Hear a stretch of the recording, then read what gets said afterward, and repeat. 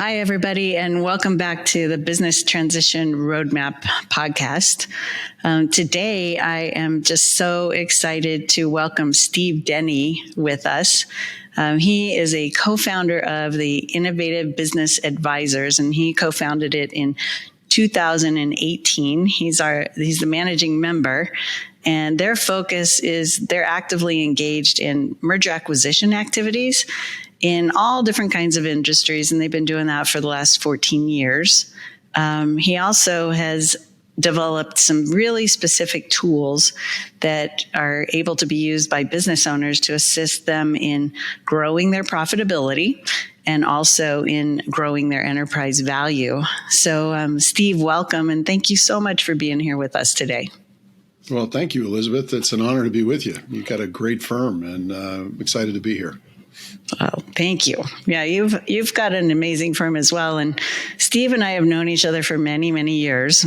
And we have worked together on a few different projects, up to and including some valuation type work as well. So I know Steve very, very well. And I'm glad that he's here to share some of his insights into business transition, specifically in the merger acquisition side. So when you go through business transition, sometimes you're going to do an internal kind of a transaction, which could be to an employee, a family member, somebody, it could even be a partner. You also have the option of going out and exploring an external sale to a third party. And so that's really where Steve's going to give us some thoughts and enlighten us a little bit on merger and acquisition. So Steve, tell us a little bit about yourself. Yeah, thanks. You're absolutely right. My partner, Terry, and I, we always say that we're here for business owners who can't find the exit door, right? If they don't have somebody internal or a family member to hand the keys to, they generally call us, and we help them find somebody outside of their circle of influence that works well. So, as you said, we've been doing this for about 14 years. We really love it. We love serving small business owners. Terry and I have done a lot of business in that regard. We've both done a lot of acquisitions in our past in that regard. And Terry is a certified valuation analyst and runs our business valuation arm of the organization. And he loves doing the valuation side of it. And we love teaching valuation because most business owners don't really realize that, there are many factors that go into what is the overall worth of a business. And we really do get a lot of satisfaction out of teaching business owners how to grow meaningful value in their business over time. Nice. Yeah, and it is interesting how many business owners either don't know their value currently, so they actually don't know current value and also what they would like it to be so that they can build that and have some goals. But it's hard to value a business at times because it's not like you can go buy 10 of them and they're all identical, like you would a cup or a spoon or something like that. Every business is unique. And so the valuation strategies are really important to be able to give a good value to what they have. Yeah, it's fascinating. I'll give you a quick story. Just 2 weeks ago, and as you know, one of the things we like to do is not just, prepare the valuation, but actually meet with the business owner and go through it in detail so they really understand, what are the factors that led into their current valuation, and then what can they do to move the bar. And a couple of weeks ago, I met with these ladies who were referred to us from another client in the same industry, and they were basically a startup. They've been in business for almost 4 years now, and they were very interested to see what their value of their business was. And as we believe it's in a business owner's best interest to do so at least every couple of years, right? It's kind of like doing a physical for your body. You ought to do a physical for your business. Make sure you're healthy and moving forward in all the right ways. And in any event, went in and met with them, and they really have an amazing company. These ladies have done a marvelous job of building it the right way, and they're less than $1 million now in revenues. and everybody wants to know what's the number, right? What's my number. And when I told them the number, they both got real silent. And actually, one of them started crying. And I said, "Okay, I've clearly touched a nerve here. Wow. Tell me, what's going on?" They said, "Oh, well, we expected it to be, several $1,000,000. And basically their idea was they thought that their business was worth a multiple of the revenues." Oh. And I said, "No, it's really not." And, so you've got kind of a false expectation there. And then we walked them through how their business was built. And I said, and they felt much better about it. I said, "At the end of the day, aren't you glad you got this now rather than when you were close to retirement or wanting to exit and found out that there was this, seven-figure gap between what you thought it was worth and what it's actually worth?" And, of course, now they know, what it's going to take to build it where they want to go. And they felt empowered coming out of that and knowing that they can get to their journey. But it wasn't going to be quite as easy as they thought it was from some knowledge from, cocktail conversation that they picked up someplace. Yeah. Right. Yeah. And I think that many business owners don't know. Yeah. And, even in some of the work that we do in our firm, as we help owners try to figure out what their journey is going to be, just because you think there might be somebody who wants it internally, that's not always true. And so I always like this strategy of having a merger acquisition person available for you, and also actually understanding what the value truly is so that you can have better conversations and also do better financial planning for yourself personally, which is really important. Yeah, really important. Yeah, no doubt. Yeah. So you and Terry are writing a new book, and that's pretty exciting. Yeah. Yeah. It's called The Entrepreneurial Trap. Is that correct? Yes. We have a series of books called You Don't Know What You Don't Know. And that's actually the fifth in our series. We call it The Entrepreneurial Trap.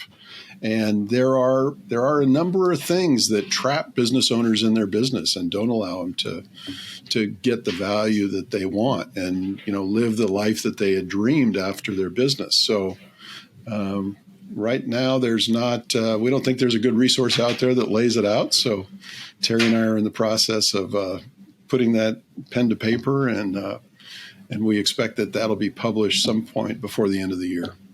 That's exciting. And you, not only do you have the book series, but you also have a whole program around You Don't Know What You Don't Know. Yeah? Yes. Yeah. We call it CEO, CEO.coach. So it's all about moving from being the chief everything officer in your business to becoming the chief executive officer in your business. Yeah. Which we probably all could use some tips on how to do that, because many times you're this chair, the CEO, you're the everything officer. Yep. Yeah. And there were many aspects of that we learned from you, because you had a wonderful program in that regard as well. So, yeah. Thank you. So tell us a little bit about what are the 5 keys in the entrepreneurial trap? Well, you guys are the business transition roadmap folks, right? And I thought it might be helpful for your audience to share what we think of as the 5 keys to a successful transition. And in addition to that, I thought I'd also share maybe one of the secrets that we've learned. So transitions, even friendly transitions. So again, 2/3 of the transitions happen between family members or key employees in the business or potentially friendly competitors, somebody that the business owner knows. And, we would consider those to be friendly transitions. And then, 1/3 of the transitions, which is the main focus of our work, are typically between buyer and sellers that don't know each other. But the process is exactly the same. So generally the process begins with some form of an agreed price. And we think it's always better to have the business aspect of it worked out in its entirety before you get into a due diligence period. And the due diligence period, obviously, is the nuts and bolts of the transition. So we see there are really 5 stages of the due diligence. And the first thing is that typically sellers get completely overwhelmed. They're astounded with how much work and information they have to supply in a due diligence period. Yeah.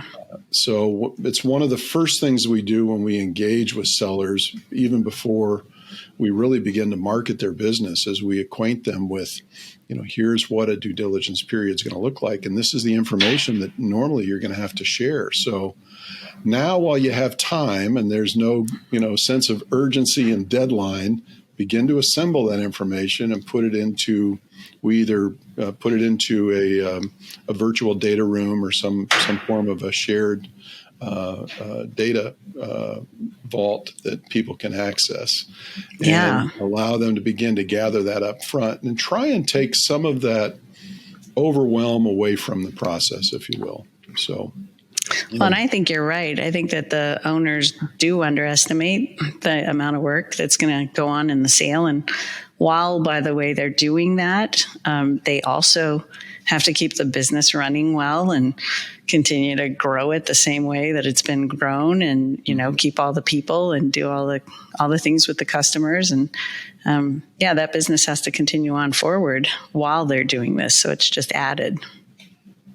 And many times they're doing it without their staff knowing what's going on. They're trying to keep the process confidential. So that kind of puts another, dimension into what they're trying to accomplish. Particularly when they have to go to people in their organization and say, hey, can you run this report for me? Or can you give me these details and so forth, right? Yeah, absolutely. Yeah, they don't have their team around them to support them the way that they usually might. So, Yeah, so that's the first thing. I think generally, the sellers are overwhelmed by the amount of work that goes into it. The next thing is really the legalese. And the lawyers, typically you're going to have lawyers on both sides. We highly recommend that both buyers and sellers have their own attorneys, because, the attorney's job is to protect their clients, right? And but occasionally those guys will go overboard, or those folks will go overboard, and they will endanger a deal. I've seen deals blow up because the attorneys couldn't agree. I've seen deals where we've had to fire attorneys and get other attorneys involved to help one party or the other reach the goal that they wanted to reach. But those are the exceptions. Those are not the rules. Generally, that's why I think it's always in both parties' best interest to have a facilitator, an intermediary like ourselves involved, or you guys involved in managing the process for them. It keeps everybody moving in the same direction, if you will. And occasionally people need to be reminded that, we have an objective here, and there is a goal line that we all want to cross together, right? Yeah. But they definitely learn, what reps and warranties are all about. And most sellers don't have to spend a lot of time dealing with those kind of things on a normal day-to-day business perspective. So it's a new level of learning for a lot of sellers in that regard. Yeah, definitely. Yeah, and just for many, I think it's their first time through. And it's hard to go sell your business to somebody you don't know. Sometimes we're working more on the internal side and you're working on the external side. But it's just hard to put your wonderful business that potentially you founded with all the moving parts and all the people that you care for in somebody else's hands that you really, even at the end of the transaction process, don't know all about them. Yeah, it is a key thing, and as they begin to work together, the buyers and sellers in those situations, they do get to know each other. And Elizabeth, it's rare, but we just recently had a situation, literally 2 months ago, where one of our sellers said, "I can't sell to that person. We've got to stop this process." Wow, so those things happen, Yeah. and we honor that. I think it's important that they make that determination as early as possible, right? Because the sellers are looking to leave a legacy here, and they want to be proud of what they've accomplished, and they want to see the business to continue to flourish and do well in the future. So if they're not 100% comfortable with it, I love this. I know you know who Dan Sullivan is. He has this phrase called "buy the buyer," and I just adopted it. I think it is so meaningful to what you and I do for a living. It's important that sellers really do buy the buyer in the process and that changes their mindset about how they approach the transaction. Yeah. So instead of selling, then they're evaluating that buyer and deciding if that buyer is the right one. Yeah. First and foremost for them. Yeah. Yeah. Yeah. One of the other keys that we see that we're always on the lookout for is buyers that also want to retrade in the due diligence period. And they say, well, we've discovered this, so geez, we should get a discount on the price because of these things that we've now learned, right? Yeah. And so that's one of the things you want to be on the lookout for. We think it's important to be as open and upfront and honest as possible. I always tell our clients, we want to tell buyers the good, bad, and the ugly. And I've never seen a business that didn't have a little bit of all of those things in it. We hope we try to think our businesses are perfect, but hey, right. Sometimes, there's a little bad and a little ugly. Yeah. And it's nothing to be ashamed of. As I said, I've never seen a business that didn't have some elements in each of those areas. So it just is what is, Right. So, but be upfront about it. And the more you're upfront about that, the more you're able to guard against this retrading. And, we always say, hey, this has been known from the very earliest part of the discussion. No, we're not going to consider any discount here. Just because you de-emphasized it during the process doesn't mean that we should be right. taking a haircut as a result of that. So, yeah, I think of that as like, I don't know where this came from in my past, but, there are two there's either the auction where you have a couple of different buyers, right? And through a merger acquisition firm, that's kind of the strategy is to maybe get more than one buyer, more people interested. And then you have the auction, and in an auction, the price usually goes up. Mm-hmm. And then there's the garage sale. And the garage sale is somebody comes in and says, hey, I like that bike, and look, it's beat up and it's got some dents in it. I'll give you less. So I've kept that with me for years, just the idea of, do you want to go to an auction with your business, or do you want to go to the garage sale? Where are you going to sell it? Yeah, auctions are a lot more fun. Yes, and a lot more rewarding as well. Yeah. And that kind of takes us to the next one, which is, the thing that we look out for first, and that is what we call the emotional overload, right? So it's really funny. I have not been through a transaction where I haven't seen this happen, but at some point in time, it dawns on the seller that, this is real. This is actually going to happen. And there's a little bit of seller's remorse. There's a little bit of that, my baby's leaving the house for the first time, and they become very emotional about the process and begin to rethink whether they can really let go. And we've gotten to where we're, from the very first point of accepting a letter of intent, accepting an offer in a transaction, or negotiating with a family member or a key person to put together a term sheet, if you will. We begin to start educating our clients about this process to prepare them for it. But we're not the greatest at that. We haven't gotten to where we've gotten people completely away from experiencing it yet. That would certainly be a goal, and I don't know whether it's attainable. But I don't know if it's attainable. It's a very real thing. Yeah, I truly don't know if it's attainable because I was going to ask you, do you think of it as, there are so many emotions in there. Do you think of it as sadness? Is there fear? Not only fear for themselves, but maybe fear for others, which I think is even stronger as a business owner because people care about their team and all of the other, the whole community that business serves. So what do you think, what are some of the emotions that drive that emotional overload? I think it's all the above. In the vast majority of transactions, I mean, unless the business is on fire and it's a 911 situation, almost always, the seller will say to us, "We want to make sure all our people are taken care of." Right? Nobody gets laid off. There's no change of benefits. There's no change in their compensation. We want to make sure our people get taken care of. And in a lot of transactions, we sometimes we have to put on what we call the golden handcuffs. If there are key employees in the business, we have to make it worth their while to stay for a while in a transaction.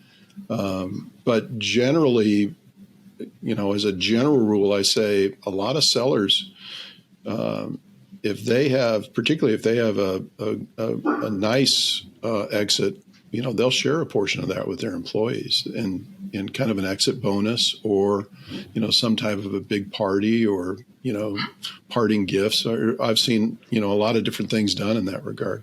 But I think part of it is the people, because it is kind of like they're losing part of their family, and part of it is the big thing is if they haven't figured out what they're going to do afterwards. That's the biggest issue. They begin to think about, what is life going to be like without getting up and going to the office every day? And that, I think, is if there's any one factor that's weighted heavy than any other, it might just be that one. Yeah, it brings to mind a story on my side for years I've had a program called the Pathfinder. Steve, you're familiar with that? Yep. And it's basically, you take an individual and help them to create a 6-year plan with their 18-month growth curve and, what they're going to be doing. And it's great if people can do that before they leave, something like that. It doesn't have to be that program, but actually have a strategy for themselves kind of to leave, and then, what's next, and even maybe doing some of that what's next before they actually exit the business. So they start to practice it, because your behavior is to go to that office. And I've been working with a gentleman recently. He sold his business. He did really just a great job of selling in his 50s. So not super old and not super young either, but really is, experiencing some sadness, some depression, and even some things going on with the marriage, because he's not happy and thriving and fulfilled and excited, and he's home and wakes up and doesn't really know what's next. And so it's kind of interesting. And we've been doing some Pathfinder work, and the one thing that he didn't realize he was going to lose were all of the relationships and the fun of visiting with his clients and the fun of solving problems. And it's some of that soft stuff, that you really, you may not value, you don't evaluate that. You're like, oh, well, I won't have the liabilities, and I won't have the responsibility, and I won't have to deal with all of those kinds of things. But you forget about the fun of just enjoying life. Yeah, and how stimulating that can be if you're a problem solver, for the sake of example, right? Yeah. Yeah, we call it the day one plan. And I think you were so wise, that Pathfinder program. In the process of writing this book, Terry and I just recently discovered some research that if you experience what your client experienced, if you don't have a purpose that's bigger than you, for what are you going to do the day after the close, chances are you're not going to be on this earth 10 years from now. So, it's really, really important psychologically to have that. And yeah, I've seen it many times too. If somebody doesn't have a good plan for what they're going to do next, it seems like they kind of go through the stages of grief, right? The 7 stages of grief, and they experience that. Absolutely. And wow, that's incredible. I mean, just that thought, because I know that's a study that we talked about earlier, and it's kind of frightening. It is important to be fulfilled in your life. Yeah. You're supposed to have it all at that point, right? Now money is no object. You've got time. You've got freedom to be able to do what you want, but unless you figure out what is that I want to go do and have a purpose against it, it can be a real challenge for your life. Absolutely. Yeah. So preparing for the handoff is the fifth key. Prepare for the handoff. It's a key thing, and it really has three dimensions to it.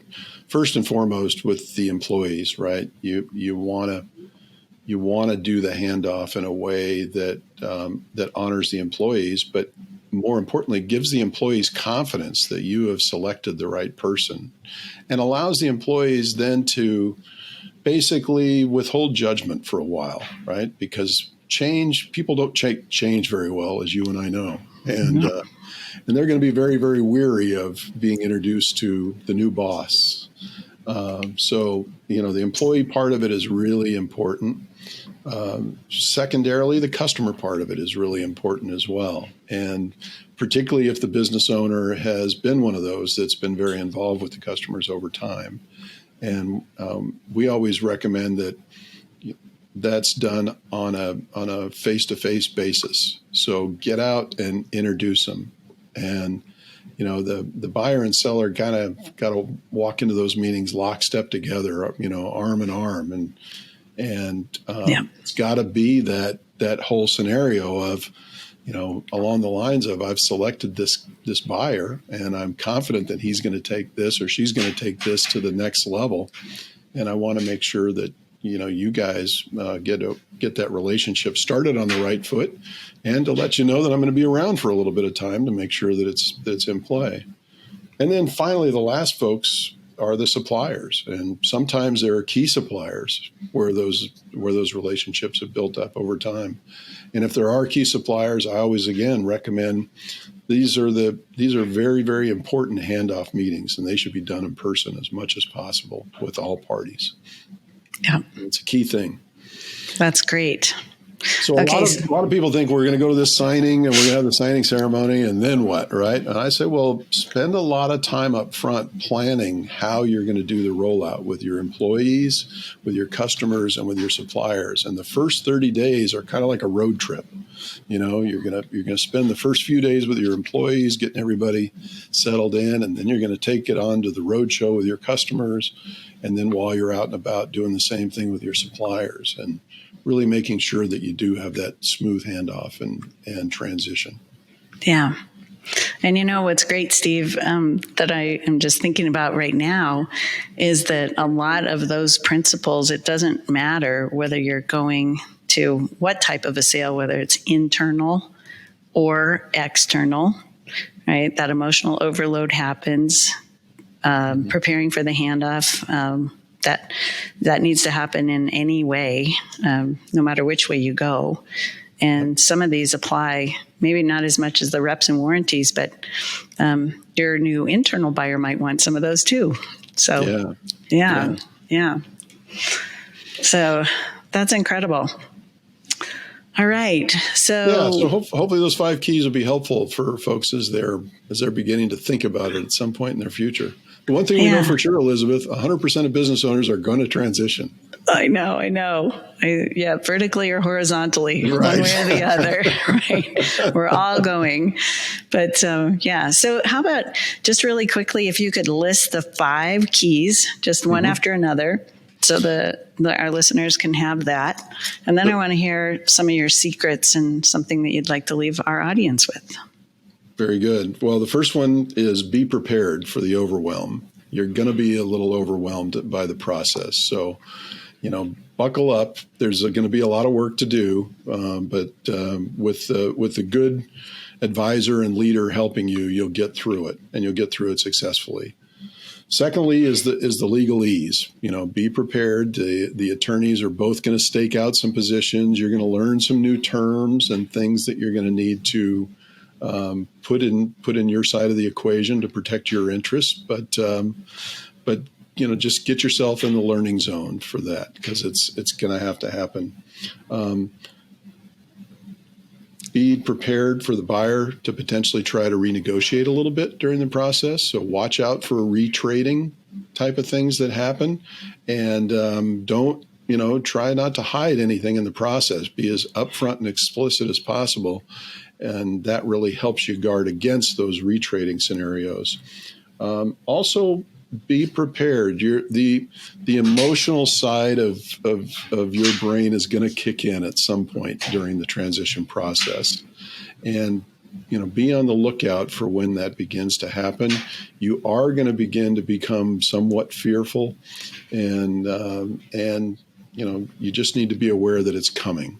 Yeah. So don't let it surprise you. And then finally, prepare diligently for the handoff and be very, very intentional about the handoff with your employees, with your customers, and with your suppliers.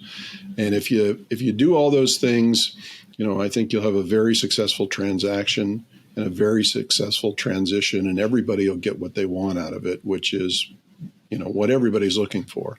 And that for sellers in particular is really important because, if you ask them to list what are the things they want most out of a transaction, sure, money's in there some point, but we find that rarely money is the number one thing they're looking for. Really what they're looking for is legacy and peace of mind, and the fact that something that they built is going to go on and be sustained, long after they're gone. And that's an important consideration. And so the transition is really the time where you make all that really live. And we encourage folks to work with professionals like you guys to make it happen.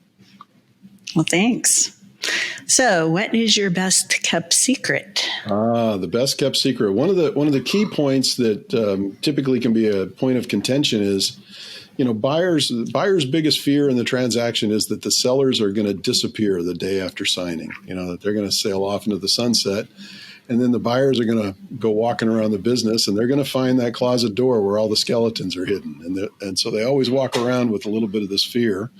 And so what they try to do is keep the buyer involved in a transition process for longer than typically a buyer wants to be involved. And we see this again and again. But frankly, the secret is that from a seller's perspective, even though they're anxious to move on, particularly if they've hit the emotional wall in there, right? They want to get beyond it. The secret is that, they look forward to transitions and working for the new owner like they look forward to a root canal. But the bottom line is it's not going to last as long as whatever you agree to. Generally speaking, the new owner, just wants to go get over their fear threshold that you haven't hidden anything from them and everything's the way they thought it was. And 99 times out of 100, we see the new owner, at about halfway into the consulting agreement following the sale, look over to the seller and say, "Hey, thanks. I got it from here. As long as you agree to answer my calls in the future, I don't need you coming into the office anymore." So the sellers get to exit typically earlier than they think they do. Wow, that's a great secret for everybody to know. Which means preparing for your transition is important, and making sure that business actually runs quite a bit without you. Maybe not completely, but that you built that team and it's ready to go. And and that I think of it's Simon Sinek who wrote The Infinite Game. Mm-hmm. And I think about that, and I think of sports teams like the NFL or whoever, that the game just keeps going on. It's just that the players change, mm-hmm. and the owners change. So the players change, the owners change, and the game continues.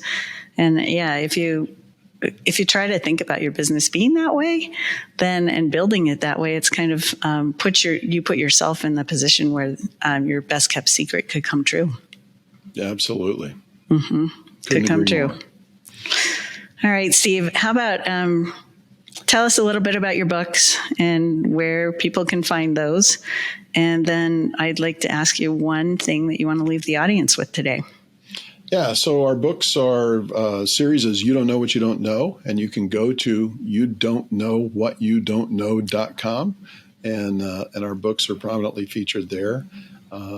And we're in the process of book 4 and 5 at the same time. So our plan is to release 1 to 2 a year.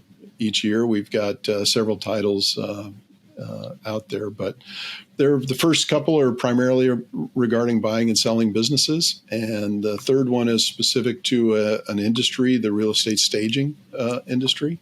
And then the fourth one coming out is focused solely on franchise businesses. Their franchises are a little different than the rest of private companies out there. And then the fifth one is the entrepreneurial trap, right? What are the traps? What are the things to look out for as a business owner? So the one kind of extra bonus that I'd like to leave out there, particularly for the business owners that are listening to this, is the most important thing is have a plan. As we said earlier, 100% of business owners are going to leave, either horizontally or vertically, as you said, right? One way or the other. Best way to leave is standing up on your own terms, but do so with a plan, with a bigger purpose in life that you want to fulfill. So be leaving to head off to the next sunrise, if you will. And, I would encourage you to focus a lot of time on figuring that out, and don't wait until you start a transition to begin to think about it. Get that figured out before you begin working on your transition. And I think you'll find that things will probably work out better than you expect. Nice. Well, and I'd like to, Steve, thanks so much for being here. And I have known Steve for many, many years. And so if you are thinking about just exploring the idea of a merger acquisition, which would be an external sale, I know that Steve, gosh, I would trust you and refer almost anybody to you to just have a phone call. He is a wonderful person and would be happy, I'm sure, to speak with you. So, yeah, I've enjoyed working with you over the years, Steve, and can't thank you enough for the time today. So thanks. It's been my pleasure, Elizabeth. You know how much I love working with you guys too. So many more years to come, right? Many more years to come. That's right. There you go. Outstanding. Thanks again. Appreciate the opportunity to come on your podcast and share some of the things that we've learned over the past 14 years. Well, they're so valuable. And that's what this is all about, is to help people really understand and do a great job and keep our communities healthy and thriving forward. It's my mission. Well, you do an amazing job at that. Thank you.